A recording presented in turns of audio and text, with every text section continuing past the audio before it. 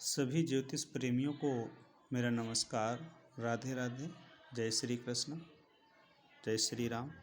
आज हम एक ऐसे विधि की बात करना चाह रहे हैं जिसमें कुछ न कुछ अपवाद रहता। वैसे सभी सूत्रों में कहीं ना कहीं अपवाद होता है, क्योंकि एक ही सूत्र अपने आप में पूर्ण नहीं माना जाता, उसको कहीं ना कहीं से दूसरा सपोर्ट मिलता ज़रूर है। तो वो सूत्र है आज हमारा ताराबल। ताराबल कहें, तारा सिद्धांत कहें या नौ तारा पद्धति कहें। नौ तारा पद्धति, नौ तारा पद्धति का अर्थ क्या हुआ? हमारे जो जन्म तारा होते, तारा मतलब जन्म नक्षत्र को एक आवृत्ति में 9 की संख्या रखी गई है। इस तरह से 3 आवृत्तियाँ की जाती हैं, तो उसमें 27 नक्षत्र आते हैं। इस तारा पद्धति में अभिजित को नहीं गिना जाता है। अभिजित नक्षत्र जो उत्तराषाढ़ा और श्रवण के मध्य में पड़ता है कुछ समय का, उसको गिना नहीं जाता है। अब हम इस तारा पद्धति को देखते हैं बहुत गौर से। तो हमारे जन्म में इनके तारा के साथ 9 संज्ञाएँ दी गई हैं, जिसमें हमारा या जातक का जन्म होता है उसे हम कहते हैं जन्म नक्षत्र, जन्म। फिर दूसरे को कहते हैं जन्म, संपत, विपत, क्षेम, प्रत्यारी, साधक, बाधक, मित्र, अतिमित्र। इस तरह से 9 ताराएं होती हैं। क्या कहा? जन्म तारा, संपत, विपत, क्षेम, प्रत्यारी, साधक, बाधक, मित्र, अतिमित्र।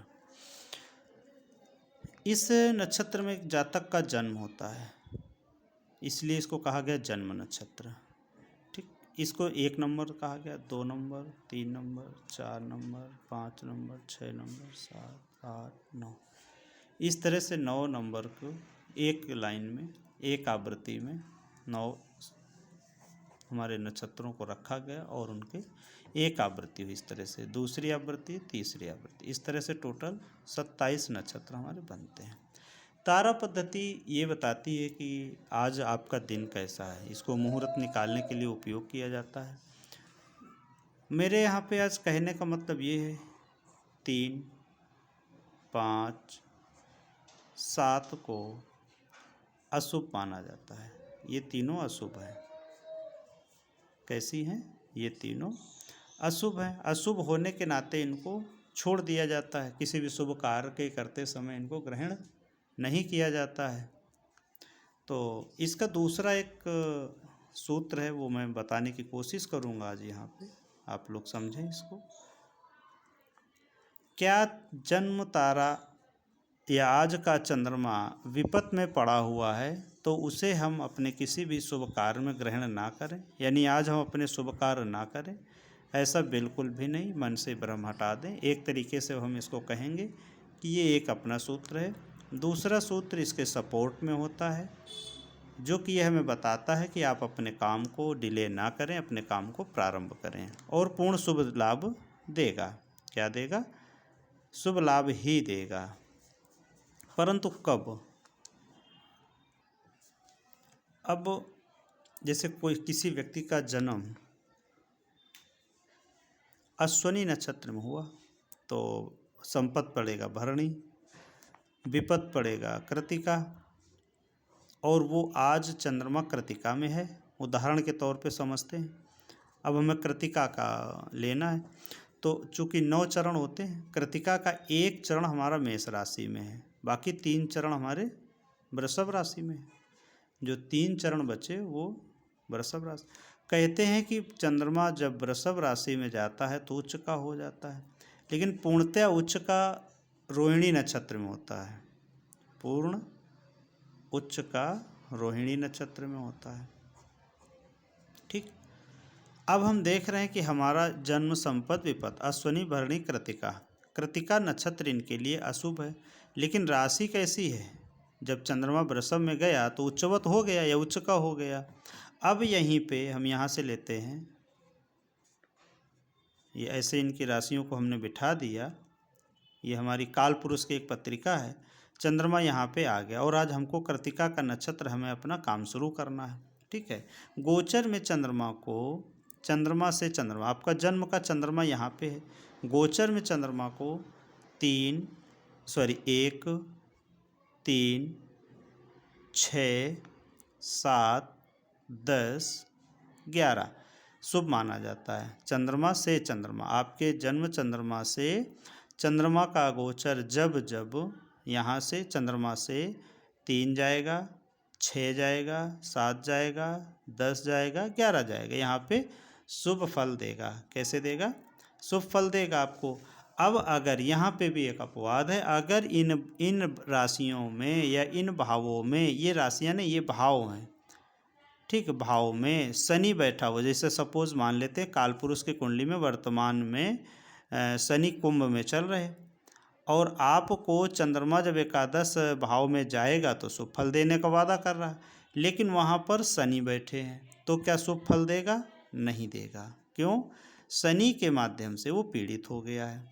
ठीक है, अब यहाँ पे आपकी तारा बल, तारा चक्र में अगर संपत्ति भी आ रहा है तो क्या शुभ फल देगा? नहीं देगा वो। ठीक, अब यहाँ पे हम जो बात कर रहे थे, सपोज इसको हम कृतिका में थोड़ा समझने में असुविधा होगी, हम रोहिणी ले लेते हैं। यहाँ पे रोहिणी नक्षत्र हमने ले लिया, चंद्रमा आपका रोहिणी नक्षत्र में है, तो अब रोहिणी तो यहाँ पे 6 में आ जाएगा तो हमारे लिए अति उत्तम हो जाएगा। कैसा हो गया? अति उत्तम हो गया। अब अश्विनी, भरणी, कृतिका, रोहिणी, रोहिणी के बाद आता है मृगशिर, तो चंद्रमा जब मृगशिर में आएगा तो भी चंद्रमा उच्च का ही रहा, लेकिन थोड़ा सा हट गया। अब मृगशिर क्या बोले? प्रत्यारी है, यानी कि ये हमारे लिए अशुभ तारा हो गया। लेकिन सपोज गुरु हमारे यहाँ पे बैठ जाते हैं, मान लेते 1, 2, 3, 4, 5 कन्या के गुरु हैं, तो क्या गुरु अपनी नौवीं दृष्टि से नहीं देखेंगे? 1, 2, 3, 4, 5, 6, 7, 8, 9, जब गुरु यहाँ से इसको देख रहे हैं तो इसकी अशुभता को क्या कर दिए? कम कर दिए। अब अगर आपको आवश्यक है, समय है आपके पास, तो चाहे तो इसको छोड़ दें, आप ना ग्रहण करें। आपके अंदर एक शंका बैठ गई कि 6 में है, प्रत्यारी में है, विपत में है, बाधक में है, तो आज मेरे लिए चंद्रमा ही मृत्यु तुल्य या हानिकारक रहेगा। लेकिन ऐसा सिद्धांत होता है कि चंद्रमा यदि गुरु से केंद्र में, त्रिकोण में, दृष्टि में हो, युति में हो, तो चंद्रमा अपना शुभ फल देगा। ठीक, अब अशुभ कहाँ और माना जाएगा? मान लेते हैं चंद्रमा वृश्चिक राशि नीच में हो, शनि, राहु, केतु से युति में हो, दृष्टि में हो, केंद्र संबंध हो, त्रिकोण में हो, तो शुभ चंद्रमा यानी कि शुभ तारा भी आपके लिए अशुभ हो गई है। ठीक, साधक तारा भी आपके लिए अशुभ मानी जाएगी। इसलिए चंद्रमा को पूरी तरह से तारा को ध्यान में रखते हुए शुभ या अशुभ ना मान लें। मान लेते हैं आपका चंद्रमा आज संपत्ति में पड़ गया है, लेकिन अमावस के दूसरे दिन का है चंद्रमा, तो क्या वो शुभ है? नहीं है। दूसरा, यहाँ पे हम ये मान लेते हैं कि चंद्रमा आपका मित्र में पड़ गया, मित्र में पड़ा, लेकिन शनि की युति है उस दिन, राहु की युति है, दृष्टि है, तो क्या आपको ये शुभ फल देगा? नहीं देगा। ठीक है, इसलिए इसको एकदम गोल्डन रूल ना मान के चलते हुए हम इसके पीछे के साइड रूल को भी देख लें। अच्छा, अब इसमें कुछ उपाय भी होते हैं, मैं उपाय को बता देना चाहूँगा। जैसे विपत्त तारा में आपको कोई कार्य करना है, काम अनिवार्य है, तारा विपत्त में पड़ा हुआ है, और विपत्त तारा में, हाँ, छोड़ना कब होता है, उपाय बाद में बताता हूँ, छोड़ना कब होता है। एक तो आपका तारा बल विपत्त में पड़ गया, ठीक है, ये विपत्त में पड़ गया। दूसरा, यदि आपका चंद्रमा शनि से भी पीड़ित है, शनि राहु केतु इनमें से मेलेफिक प्लेनेट से पीड़ित है, नीच का है, नवमांश में कमज़ोर है, तो फिर निश्चित छोड़ दें। चाहे तो आप दान कर दें, जो उपाय है उपाय कर दें, फिर भी काम को ना करें। जैसे अब उपाय क्या क्या करना है, तो उपाय के लिए विपत्त तारा में आपको गुड़ बूरा का दान करना होता है। विपत्त तारा में गुड़ है, बूरा, जिसे चीनी का पिसा हुआ भाग कहते हैं, गुड़ है, बूरा है, मीठा कुछ भी दान कर दें। ठीक है, अब जन्म तारा में अगर पड़ता है तो आपको साग सब्जी, हरी घास, जन्म तारा में अगर चंद्रमा है और आपको कोई कार्य करना है तो आप साग दान करें, हरी घास, हरी घास का दान कर दें।